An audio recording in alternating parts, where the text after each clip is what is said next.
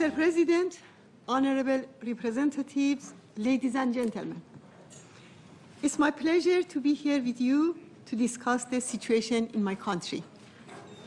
Iran has recently witnessed a popular uprising. Protests took place in 142 cities all across the country.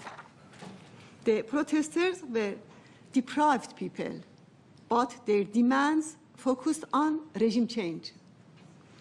I have come here today to be the voice of those protesters who are presently in prison and under torture.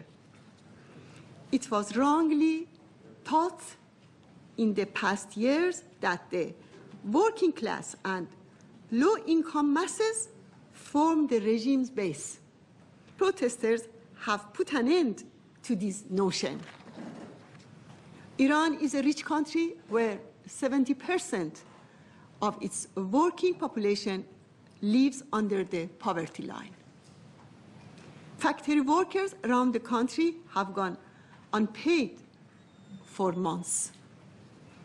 Instead, the regime spends huge oil revenues and unfrozen assets after the nuclear deal on wars and destruction in the region.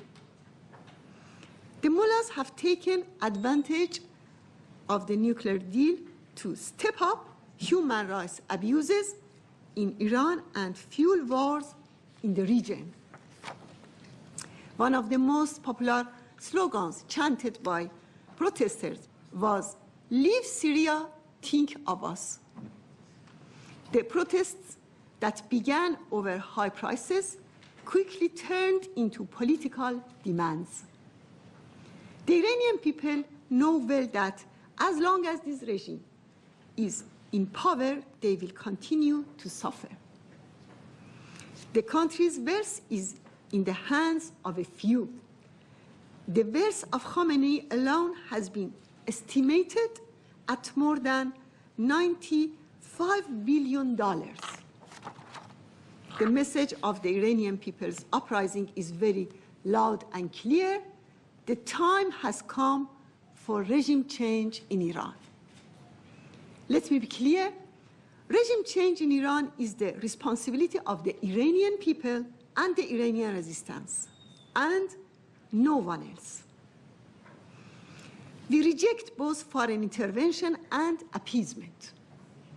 The recent protests have shown that the people of Iran want fundamental change.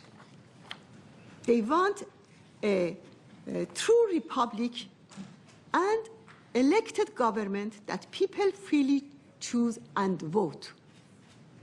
It was proved that the Iranian people reject both factions of the regime. They shouted down to Rouhani, down to Khamenei.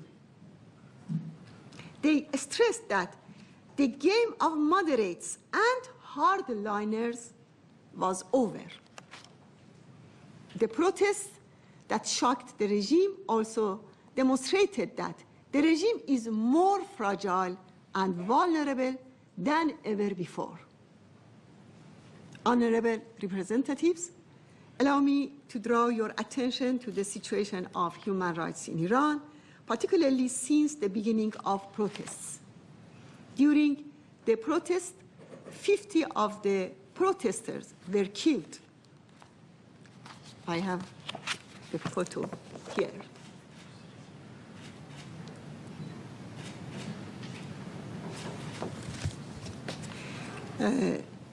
Some in the streets and some in custody and under torture. These persons were killed under torture. However, unfortunately, Europe remains silent. I have not heard of any European government protesting the regime over the killing of protesters under torture. Why? Over 8,000 people have been detained for using their legitimate right to protest. Where is the outrage expected to be seen in Europe? Where are the defenders of human rights to raise their voice in support of those suffering in Iranian prisons. I have come here today to ask you to be the voice of those detainees who are being tortured to death.